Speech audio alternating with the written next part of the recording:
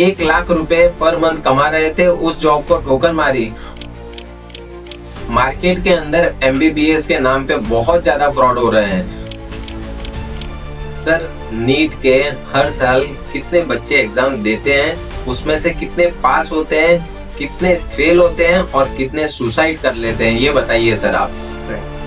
मोटा मोटा अगर आपने गिने तो पूरे इंडिया में हर साल 25 लाख स्टूडेंट ये नीट की प्रिपरेशन करते हैं।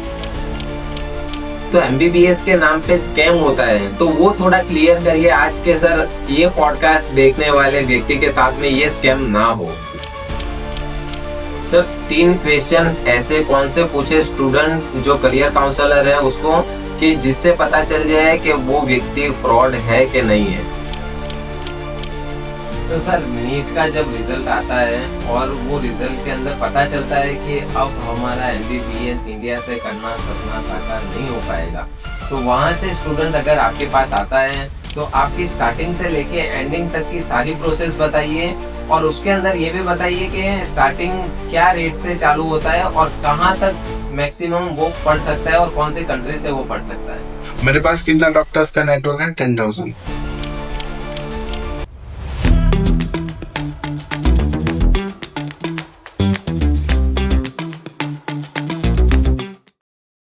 स्वागत है दोस्तों संदीप कुमार पॉडकास्ट में। आज एक ऐसे व्यक्ति को इनवाइट करने जा रहा हूं जिन्होंने 1 लाख रुपए पर मंथ कमा रहे थे, उस जॉब को ठोकर मारी और उन्होंने देखा मार्केट के अंदर एमबीबीएस के नाम पे बहुत ज्यादा फ्रॉड हो रहे हैं, तो उन्होंने पूरा जिम्मा लिया कि अब ये फ्रॉड जो एनबी इंटरनेशनल के पास आएंगे, अनीस अबंग जी के पास, तो ये फ्रॉड नहीं होंगे। और उन्होंने अभी सक्सेसफुली एनबीए जो उनकी कंपनी है, तो फॉरेन के अंदर एमबीबीएस करवाने का ठेका लिया हुआ है, और वो सारे अनफिल्टर्ड रियलिटी आज हम एक्सप्लेन करेंगे।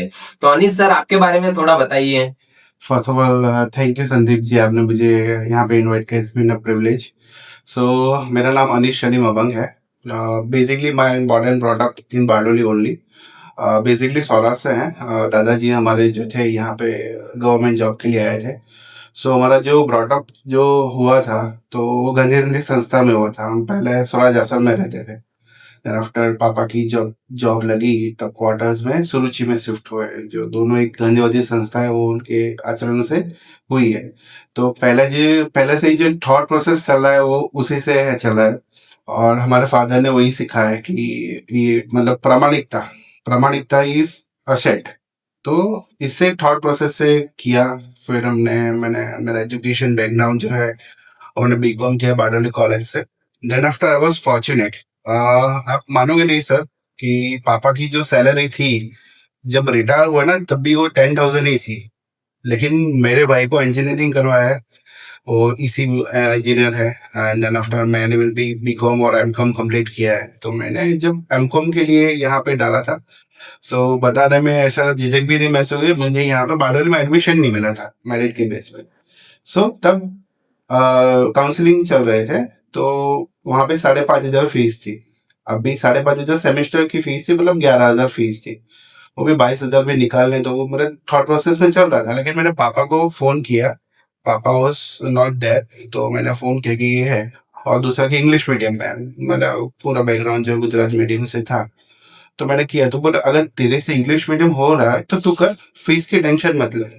So that is a game changer. कि तब मैंने पूरा सूरत जाके, मतलब बारडोली से शिफ्ट होके सूरत भी अभी जा रहे हैं ना, तो वो बहुत माइंडसेट चेंज होता है। और इसकी वजह से ही मैं आज पूरा यहाँ पे हूँ। मेरे पापा की वजह से, मेरे एक गुरु हैं मिस्टर जयेश मिस्त्री, उनकी वजह से आज हूँ कि मैं बिजनेस में भी अगर लगा हुआ हूँ तो उनकी वजह से लगा हूँ।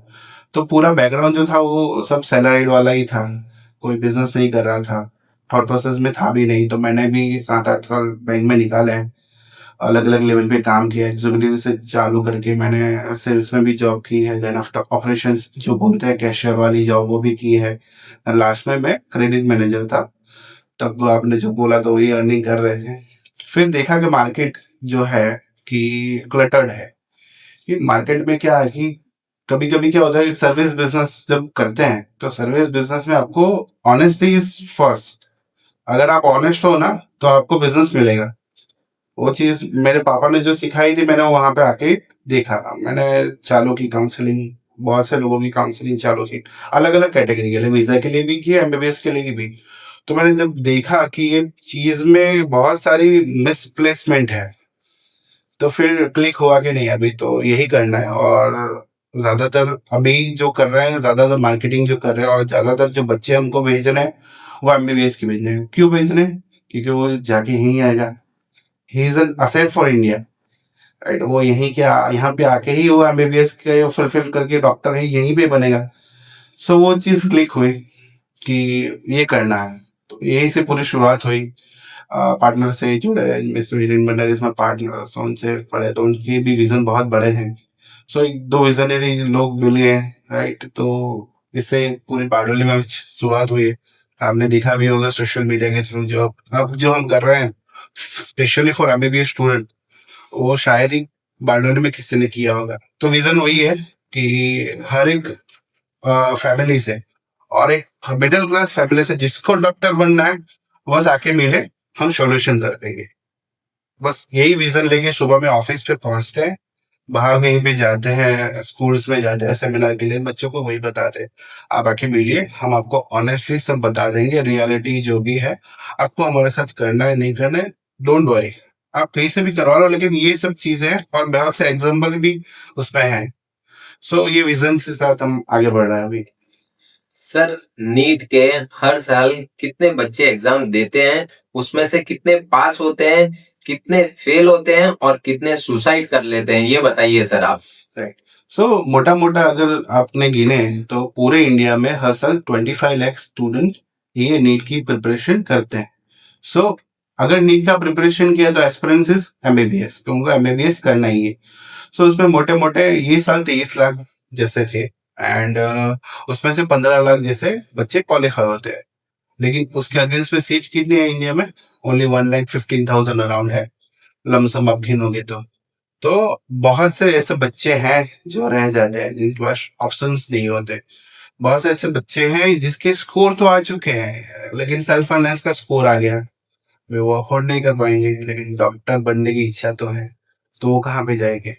और सुसाइड वाली बात आप जो बोले हो यार सर, बहुत डार्क रियलिटी है, क्योंकि एक बच्चा जो 12वीं का एग्जाम पैटर्न जिसने करेक्ट किया हुआ है, वो सिर्फ 1 या 2 मार्क्स से रह गया। सपोज कि उसने गवर्नमेंट या जिमर्स जो सेमी गवर्नमेंट सीट बोलते हैं वो चूक गया ना, तो वो उसको बहुत इफेक्ट कर जाता है, तो उसके भी रेट्स हैं ज्यादा है इंडिया में। तो एक क्या होता है कि जब चीज इकट्ठी होती है ना, तभी एक रियलाइजेशन होता है कि ऐसे बच्चों के लिए काम करना it's very important.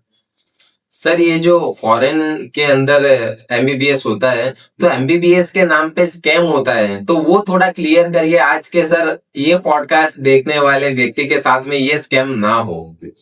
So that is in reality के स्कैम्स बहुत हैं, बहुत सी कंट्री में चल रहे हैं, नॉट ओनली इंडिया कि ये पर्टिकुलर कंट्री में चल रहा है, वो पर्टिकुलर कंट्री में अवेयर रहना, सब देख के करना, ये सब चीजें हैं जो एनएमसी के नॉर्म्स हैं, जो गवर्नमेंट के जो भी नॉर्म्स है उसको फिलफिल कर रही है कि नहीं यूनिवर्सिटी, वो देखना बहुत इंपॉर्टेंट है। और इसके लिए जो काउंसलिंग सेशंस होते हैं ना, वो काउंसलिंग में बैठना, अगर मानो को मेरे पास एक बच्चा आया, तो मैं आपको बता दूं 1 डेढ़ घंटे से ज्यादा काउंसलिंग कम होगी ही नहीं। वाई? बिकॉज हम उसको पूरी रियलिटी, पूरा पैसा समझा देंगे भाई, क्योंकि जब पैसा लगता है ना, तो उसमें क्या होता है, बच्चे का एक पेरेंट्स का पैसा लगता है। बच्चा तो बोल देगा मेरे को डॉक्टर बनना है, लेकिन पेरेंट्स, जो एक पेरेंट्स है उसको, वो भी मानो कि उसको सिर्फ 30-40 लाख भी निकालना, तो वो भी कभी कभी क्या होता है कि संदीप भाई वो सब चीजें बहुत इस पे चली जाती है, फंडामेंटल पे बच्चा तो कर लेगा, लेकिन पेरेंट्स के पास अगर फीस ना हो पाई तो, राइट, जब इंडिया में एडमिशन ले तो लेंगे, अगर उसके बाद पहले साल की फीस बची, दूसरे साल की अभी मानो कि 4-2 साल और निकालना है, फिर उसकी फीस नहीं हुई तो फॉरेन में क्या होता है कि फॉरेन में जब आप जाते हो ना, तो पहले सबसे चीज जो पहले देखनी है आपको कि एनएमसी के नॉर्म्स के अंडर है कि नहीं, गवर्नमेंट के पूरे जो रेगुलेशन है कि नहीं। बहुत से ऐसी कंट्री है जो अभी बैन हो चुकी है, चाइना जैसे बैन हो चुकी है, चाइना की डिग्री ऐसे चल रही है, आप जाके कर सकते हो, यहाँ पे आके प्रैक्टिस नहीं करते बिकॉज कोविड के बाद हो गए। फिर फिलीपींस की ज्यादातर यूनिवर्सिटीज हैं जो बैन हो चुकी थी, वो एनएमसी के नॉर्म्स फॉलो नहीं कर रहे। अभी रिसेंट में आपने सुना भी होगा, मार्केट में सब सुनते भी है कि बहुत से बच्चे फर्स्ट ईयर से वापस आ गए, राइट। अभी फर्स्ट ईयर से मानो कि उनका इन्वेस्टमेंट कितना होगा, 20 लाख तो हो ही गया होगा। शायद किसी ने ड्रॉप ही लिया होगा। ये ड्रॉप वाला जो चीज है, वो बच्चा एक साल ड्रॉप लेता है 12वीं के बाद। आपने जब 12वीं में थे, हम तो बीकॉम एमकॉम पढ़े हुए हैं, तो 12वीं से मतलब ड्रॉप की तो सोच भी नहीं सकते कि 12वीं के बाद अगर मानो कि कहीं पे लगे ना, मेडिकल स्टूडेंट्स के लिए एक बहुत बड़ी चीज ये डिसीजन होता है। तो अगर उसने ड्रॉप लिया होगा तो एक साल इन्वेस्ट किया, उसके बाद मानो कि वो फिलीपींस चला गया, अभी उसको वहां पे जाके पता चला कि ये सब चीजें नहीं है। यूनिवर्सिटी अगर उसने ले लिया फीस तो वो नहीं करेगी, तो ऐसे ऐसा स्कैम हो चुके हैं। सो इसके लिए एक ट्रस्टेड पार्टनर, जो ट्रस्टेड पार्टनर जो बोलते हैं ना, जो वहां पे आप चेक कीजिए। आप किसी के पे पास, मेरे पास आ रहे हो, किसी और के पास जा रहे हो, तो आप चेक कीजिए कि वो लोग कैसे काम कर रहे हो, वो लोग वहां पे रेगुलर विजिट कर रहे हैं कि नहीं कर रहे, वो सबसे चीज इंपॉर्टेंट। हम जिसके साथ कह रहे हो, मेकिंग डॉक्टर ऑर्गेनाइजेशन, हम हर साल में 2 से 3 बार ऐसे ऑकेशंस होते हैं जहाँ पे वो यूनिवर्सिटीज विजिट करने जाते हैं। अभी मानो हमारा एडमिशन प्रोसेस चल रहा है, तो अभी जब जाएंगे तो बच्चों को छोड़ने जाएंगे वहां पे, राइट। सो हमको पता है, और बाहर से एजेंट से सबको पता है कि ये सब चीज है, लेकिन ऐसा कोई बंदे के पास आप काउंसलिंग करवा रहे हो कि जिसको कुछ पता ही नहीं है, और उसने आज सिर्फ आपको कॉलेज पे उसके कमीशन के नाम पे उसने आपको एडमिशन दिलवा दिए, तो आपका फ्यूचर खतरे में है। सर 3 क्वेश्चन ऐसे कौन से पूछे स्टूडेंट जो करियर काउंसलर है उसको, कि जिससे पता चल जाए कि वो व्यक्ति फ्रॉड है कि नहीं है? पहले तो एनएमसी के नॉर्म्स पूछिए जी। एनएमसी के नॉर्म्स के हिसाब से यूनिवर्सिटी है कि नहीं। दूसरी, जो यूनिवर्सिटी जा रहे हो ना, वो यूनिवर्सिटी का प्लेस कौन सा है। मतलब मानो कि Russia is too big, Russia की आप सोचोगे ना, रशिया इतना बड़ा है ना सर, क्या उसका 70% से लेके 60% का लैंड यूटिलाइज ही नहीं है। तो रशिया में वो यूनिवर्सिटी कहाँ पे है, वो भी इम्पोर्टेंट है। अगर मैं रशिया की बात करूँ, वो कंट्री टू कंट्री डिपेंड करता है, तो वो इन चीज समझना। और वो यूनिवर्सिटी की रेपुटेशन कौन सा। थर्ड सबसे इंपॉर्टेंट है, वो यूनिवर्सिटी गवर्नमेंट है या प्राइवेट है। अगर प्राइवेट भी है, नो वरीज, लेकिन वो एनएमसी के नॉर्म्स फॉलो कर रही है, और फ्यूचर में आप देख रहे हो, आपने सब R&D कर लिया, आपने एनएमसी की वेबसाइट पे जाके वो चेक कर सकते हो। अगर वो मानो कि वो अगर नहीं चेंज होने वाला है, उसका साल दर साल चल रहा है ना। रशिया की रेपुटेशन आज क्या है, आज यूनिवर्सिटी जो भी है वहाँ की, और गवर्नमेंट जो भी, आज यूएस के साथ उसके जो भी रिलेशन होंगे, यूएस में वो डिग्री चलती है, राइट। सो वो चीजें सबसे इंपॉर्टेंट है। एंड देन आफ्टर, जो एक फोर्थ एडिशनल क्वेश्चन पूछना है कि मेरे को अगर यहाँ पे आके अभी नेक्स्ट साल होगा, ये साल एफएमजी होगा, जो वीजा मिल गया, वीजा मिलने के बाद में वो फॉरेन चला गया, और फॉरेन जाने के बाद में देखा तो यहाँ पे कोई यूनिवर्सिटी ही नहीं है, तो ऐसी अनटोल्ड स्टोरी एक आप बताइए। एक यूनिवर्सिटीज तो होती है संदीप जी, लेकिन उसमें प्रॉब्लम ये होता है कि वो यूनिवर्सिटी एनएमसी अप्रूव्ड है कि नहीं, वो बाद में पता चलता है। ओके। जैसे ये सबसे ज्यादा जो होता है वो फिलीपींस में अभी हो रहा है या हो चुका है। सो फिलीपींस में अभी recently, don't take the name, लेकिन अभी ऐसे मैंने लास्ट ईयर ऐसे 20 बच्चों में से एक बच्चे का हमारे कनेक्ट में ही थे, तो वो फिलीपींस गए, एक साल पढ़े। ऐसा नहीं है कि वहां पे जाके ही पता चल गया, एक साल पढ़े। देन आफ्टर यहाँ से पता चला कि गवर्नमेंट ने उसका लाइसेंस वो बैन कर दिया है। सो वो पूरे बच्चे जो 20 बच्चे थे वो यहाँ पे आ गए। सो ये एक बहुत बड़ा स्कैम था, अभी रिसेंट में ही, ये लास्ट ईयर का ही स्कैम है। वो बहुत पुराना नहीं है, तो वो सब चीजें होती रहती है, तो ये सब चीजें फॉलो करना, ये सब चीजें बच्चों को गाइड करना, और ये सब चीजें बहुत इंपॉर्टेंट रहती है इसमें। सर आपके पास ऐसे रोते रोते कोई बच्चा आया हो और आपको बोला हो कि सर मेरे साथ स्कैम हो गया, 8 से 10 लाख रुपए का, और मेरे फादर की पूरी सेविंग्स उसके अंदर चली गई है, तो आप उनको क्या गाइडेंस देते हो? सो जैसे बताया मैंने अभी कि जो 20 बच्चों के साथ स्कैम हुआ, तो वो उन्होंने पूरा गवर्नमेंट के पास से लोन का प्रोसेस किया हुआ था, और रिलेटिव के पास पैसे भी लिए हुए थे। अभी मैं जो अमाउंट बता रहा हूँ, 8-10 लाख तो नहीं था, ज्यादा ही था, राइट। क्योंकि वो पहले साल जो, क्योंकि चार्जेस रहते हैं यूनिवर्सिटी के, डॉक्यूमेंटेशन चार्जेस, एमएससी में बहुत से डॉक्यूमेंटेशन वेरीफाई करवाने, तो उसके चार्जेस वो ट्रांसलेट करवाने रहते हैं। सो वो बच्चे ने मानो के 12 से 13 लाख रुपए इन्वेस्ट करे, फ्लाइट टिकट है, शॉपिंग की हुई थी, वहां पे गया, एक साल रहा, तो वो 13 से वो सीधा हो गया 21 लाख। कि वो हॉस्टल फीस भी उसने पे की थी। सो एक बच्चा आया, तो ऐसे ऐसे कर बोलो हो गया। अभी उसने 21 लाख खर्च कर दिए। अभी मानो कि जिसके साथ फ्रॉड हुआ है, अभी वो उसने केस भी किया है, तो मतलब वो तो टाइम लेगा। तो उसको मैंने यही बताया, अगर मानो कि आपका सपना है कि आपको करना ही है और हम ऐसा कुछ सॉल्यूशन दें, हमने उसके लिए ढूंढा ढूंढा कि भाई ये बच्चा है, टैलेंट है। वो बच्चा बहुत टैलेंटेड था, उसके 97% थे, राइट। नीट में भी अच्छे स्कूल से, लेकिन यहाँ पे उसका हो ही नहीं पा रहा था क्योंकि उसको प्राइवेट में मिल रहा था।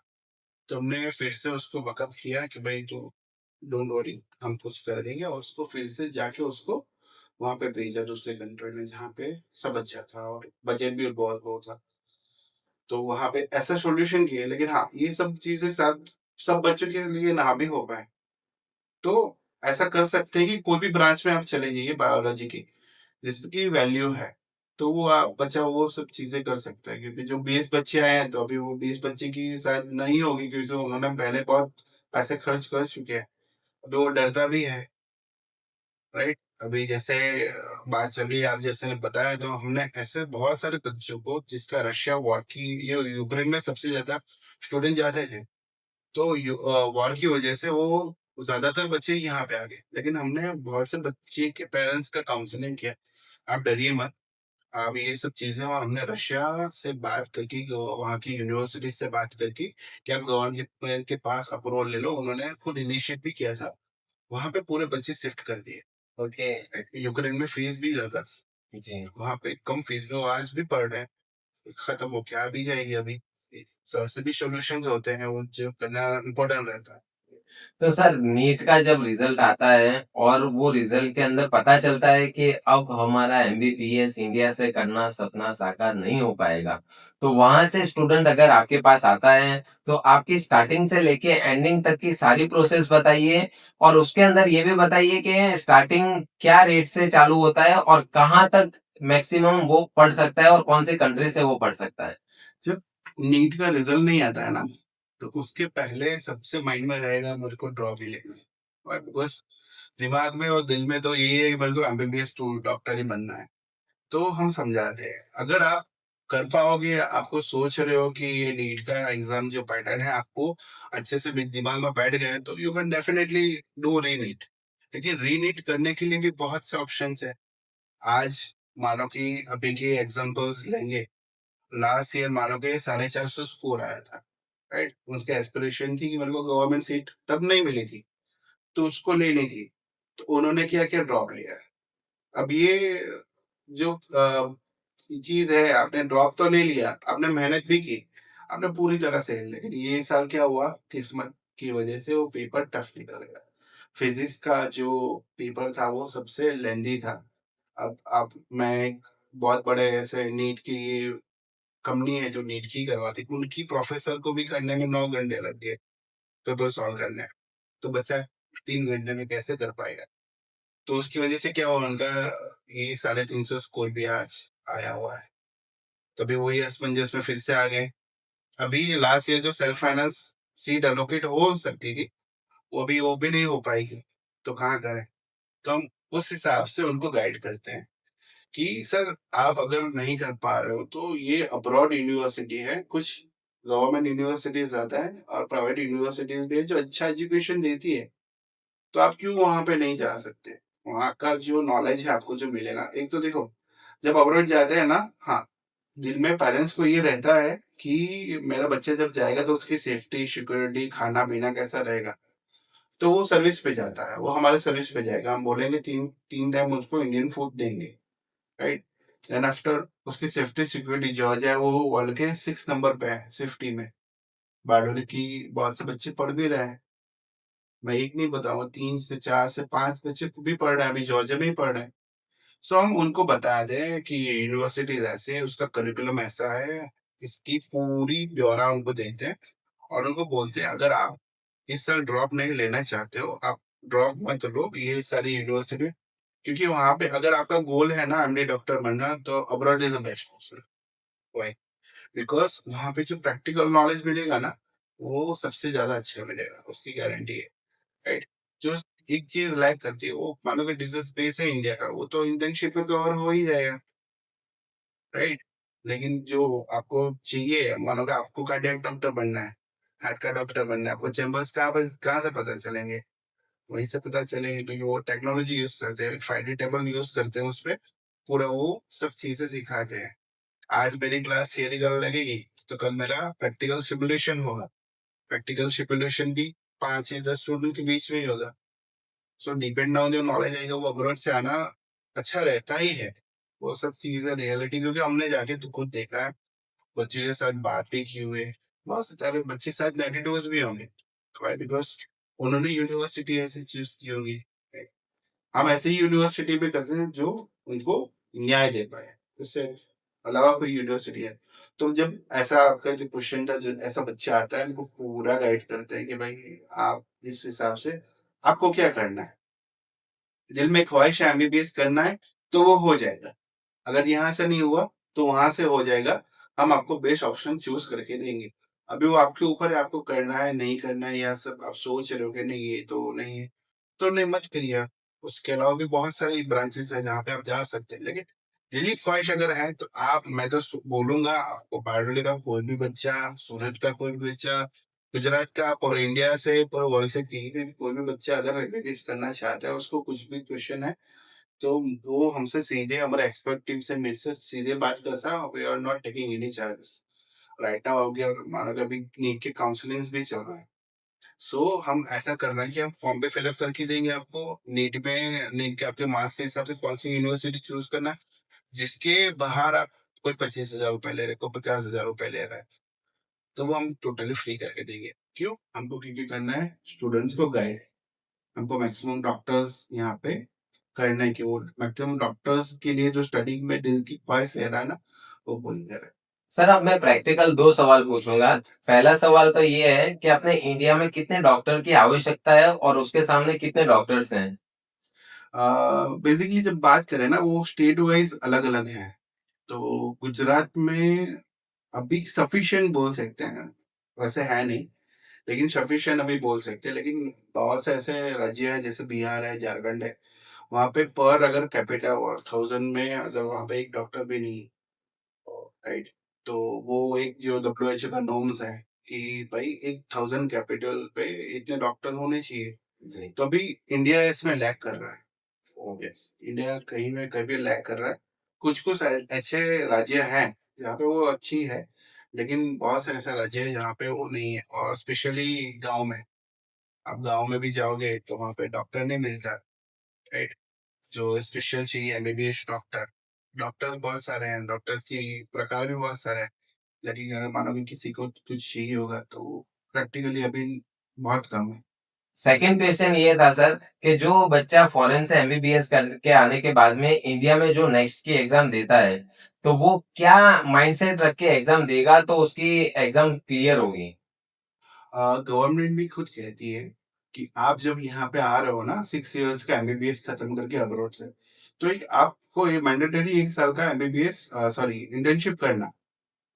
अगर आप सीधे अपियर हो गए तो आपको वो डिफिकल्ट आएगा। अगर आपको खुद गवर्नमेंट बोल रही है, हम भी ऐसा ही सजेस्ट करते कि आप अगर 6 ईयर का वहां से खत्म करके यहाँ पे इंटर्नशिप करो 1 साल, लो टाइम, क्योंकि उसके वैसा भी अगर आपने लाइसेंस भी ले लिया, आपको इंटर्नशिप तो खत्म करनी है, तो आप क्यों जल्दी कर रहे हो? जैसे आपका इंटर्नशिप खत्म होगा, सर्टिफिकेट आपके पास आ जाएगा, तो आप सीधे अपीयर हो जाइए।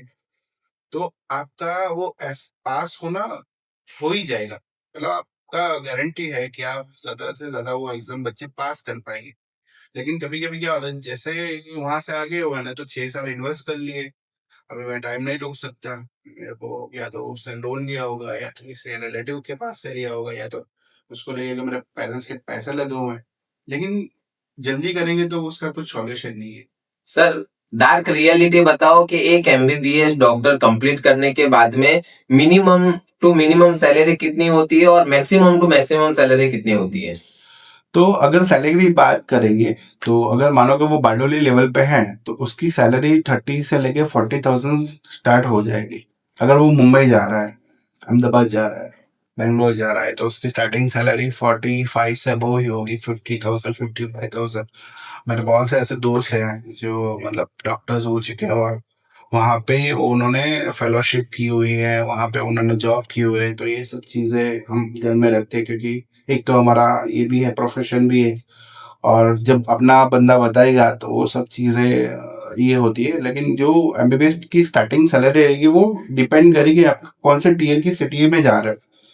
ये टीयर की सिटी होगी तो वहाँ पे थोड़ी कम होगी क्योंकि वहाँ पे थोड़े पेशेंट का फ्लो कम होगा, तो बट ऑब्वियस का आपका जो भी आप जो है बॉस आपको थोड़ा सैलरी कम देगा क्योंकि, लेकिन वहाँ के लिए तो सफिशिएंट ही होगी। बारडोली लेवल में हमारा अगर 30-40,000 दे रहे हैं तो यहाँ पे रहने के लिए सबसे सही होगी। मुंबई में आपको 50,000 मिल रहे हैं तो वहाँ के लिए वो सफिशिएंट होगी। मतलब एक एमबीबीएस डॉक्टर सफिशिएंट सैलरी और हैंडसम सैलरी ले सकता है। उसको 1-2 साल का वो स्ट्रगल रहेगा, उसको करना पड़ेगा, वो तब बहुत सी चीजें सीख जाएगा। उसके बाद वो क्या करेगा, खुद का हॉस्पिटल ओपन करेगा, खुद का क्लिनिक करेगा, या तो ऐसी जगह पे जॉब कर रहा होगा जहाँ पे एक्चुअली नीडेड है, तो वो सैलरी आराम से ज्यादा कमा सकता है। सर एनबीए इंटरनेशनल जो आपने जिम्मा लिया है कि एमबीबीएस डॉक्टर बनाएंगे और बना के जो इंडिया की कमी है वो पूरी करेंगे, तो उसके मेन पिलर्स क्या है सर? उसके मेन पिलर्स हैं कि अवेयरनेस नहीं है। बहुत से बच्चे पेरेंट्स हैं जो लोकली हम फील करते हैं, हम गुजरात में पूरी जगह पे जब घूमते हैं या तो कहीं जगह पे कभी भी जाना होता है तो इंडिया के बाहर मतलब गुजरात के बाहर भी जाते हैं तभी देखते हैं ना। एक तो मेन पिलर है कि अवेयरनेस नहीं है कि आप ये जब चीजें भी कर सकते हो, कि आपने ऐसा सोचा कि आप मेरे तो यार 350 मार्क्स आ गए हैं, मेरे पास सिर्फ 30-35 या तो फिर 20-25 का भी है, आप सोचो भी नहीं। अगर आपको अब्रॉड में करना है तो वो 12 लाख में भी खत्म हो जाएगा। 6 साल की फीस सिर्फ 12 लाख रुपए ही है। सर एनबीए इंटरनेशनल जो आपकी कंपनी है उसके मेन पिलर क्या है? फर्स्ट ऑफ ऑल ट्रस्ट, कि मैं जो स्टूडेंट को गाइड कर रहा हूँ ना वो 100% जेन्युइन हो। देन आफ्टर उसको अवेयर करना कि जो मार्केट में सब जो अलग अलग इंफॉर्मेशन फैली हुई है, अगर वो माइंडसेट से लेके आ रहा है तो उसको मैं क्लियर कर दूँ, पूरा कचरा निकाल दूंगा, तो वो भी ट्रस्ट पे ही जाएगा वैसे। लेकिन वो उसको मैं ज्यादा से ज्यादा उसको नॉलेज दे सकूँ, तो फर्स्ट ट्रस्ट है। उसको फिर उसको जाना है तो उसको मैं पूरा अच्छे से नॉलेज दूंगा। ये दो मेन पिलर पे ही काम करते हैं तो ज्यादातर बच्चों को हम गाइड भी कर पाते हैं इसकी चीज की वजह से, और आज बहुत से अच्छे डॉक्टर हमने प्रोवाइड किए, वो हमको उसकी खुशी है। सर एनबीए इंटरनेशनल के अब तक कितने सेटिस्फाइड क्लाइंट रहे हुए हैं, कितने एमबीबीएस डॉक्टर आपने बना दिए हैं, वो थोड़ा बताइए। आ, हम जो कंपनी के साथ जुड़े वो 19 ईयर से कर रही है ये सब चीज है, तो मोर देन 305,000 मतलब 3500 डॉक्टर्स अभी बन चुके हैं। और करंट बिल्ड में मतलब 1 to 6 ईयर के बिल्ड पे उतने ही मतलब 3500 डॉक्टर्स अभी भी पढ़ रहे हैं। और ज्यादातर बच्चों की एग्जाम जो है वो भी क्लियर हो चुके हैं। ऐसा ज्यादा वो कोई बच्चा नहीं है कि उसके यहाँ पे आके वो एग्जाम भी क्लियर नहीं हो या प्रैक्टिस भी नहीं कर पा रहे। तो वो सब चीजें मतलब समझो ना, मोर देन 7,000 डॉक्टर्स अभी एस्पिरेशन में है। सर आने वाले 10 साल बाद में का आपका विजन क्या है? आने वाले 10 साल में हमको मैक्सिमम डॉक्टर्स प्रोवाइड करना है। जो भी इंडिया में डॉक्टर्स की शॉर्टेज है वो हम तो नहीं फुलफिल कर पाएंगे कि अकेले हम करेंगे, लेकिन हमारे जैसे जो भी एक प्योर एंड जेन्युइन गाइडेंस दे रहे हैं, तो वही चीज़ है कि मेडिकल एजुकेशन जो भी चल रहा है पूरी दुनिया में शॉर्टेज है, नॉट ओनली इन इंडिया, पूरे दुनिया में शॉर्टेज है। तो बस वही फिल कर पाए, बच्चों को ज्यादा से ज्यादा जेन्युइनली गाइड कर पाए और उनके पापा के ज्यादा से ज्यादा पैसे बचा पाए। कि जो स्कैम्स में या तो फिर अलग लेवल से जा रहे हैं पैसे, बस वो पैसे नहीं खर्च करने। आप एमबीबीएस डॉक्टर अच्छी यूनिवर्सिटी से कम बजट में भी बन सकते हो। बस ये मिथ तोड़ना है हमको, हमको ये बस मिथ करना है, वही हमारा फ्यूचर गोल रहेगा। सर आपके आने वाले समय के अंदर जब 10,000 से भी ज्यादा कस्टमर्स बनेंगे, एमबीबीएस डॉक्टर के स्टूडेंट्स बनेंगे, तो उनको आप क्या ट्रस्ट अभी इस वीडियो के माध्यम से देना चाहोगे जो आपके साथ में वो जुड़े हैं? हम आपके साथ हैं, कुछ भी हो जाए। आप ड्यूरिंग द स्टडीज आपको कुछ भी प्रॉब्लम है, आप यहाँ पे स्टडीज करके आगे आप जॉब ढूंढ रहे हैं, आप इंटर्नशिप के लिए देख रहे हैं, हम सभी जगह, क्योंकि हम सर्विस भी हम ऐसा ही देते हैं कि नॉट ओनली फॉर आपने का एडमिशन करवा के हमने आपको भेज दिया, हम उसके साथ आपके साथ 6 साल रहेंगे। आप यहाँ पे आ गए, क्योंकि अब आज मैं बोलूं कि आज मेरा मानो कि 10,000 आपने जैसे मैं फुलफिल करूँ, मेरे पास कितना डॉक्टर्स का नेटवर्क है? 10,000। सो मेरे लिए अगर हमारे पास मैं करोड़ों रुपए भी कमा लूं, लेकिन उससे बड़ी दौलत क्या है? वो 10,000 डॉक्टर्स। सो उसी चीज को लेके हम उनको पूरा सपोर्ट करेंगे, पहले से लेके एंड तक कुछ भी गाइडेंस चाहिए तो we are here for that. दोस्तों, आज हमने देखा अनफिल्टर्ड रियलिटी। जो एमबीबीएस स्टूडेंट्स अब्रॉड पढ़ने तो जाते हैं, बट कहीं ना कहीं उनके साथ स्कैम हो जाता है। तो अगर आपके साथ में कोई स्कैम हुआ है या तो फिर आपको गाइडेंस चाहिए, तो आप डेफिनेटली हमारी वेबसाइट पे जाके हमसे संपर्क कर सकते हो और आपके सारे क्वेश्चंस के आंसर हम देंगे। और हाँ, इस पॉडकास्ट का अगर एपिसोड आपको चाहिए तो आप डेफिनेटली हमें आपके क्वेश्चंस मैसेज कीजिए, हम सेकेंड एपिसोड लेके आएंगे। धन्यवाद।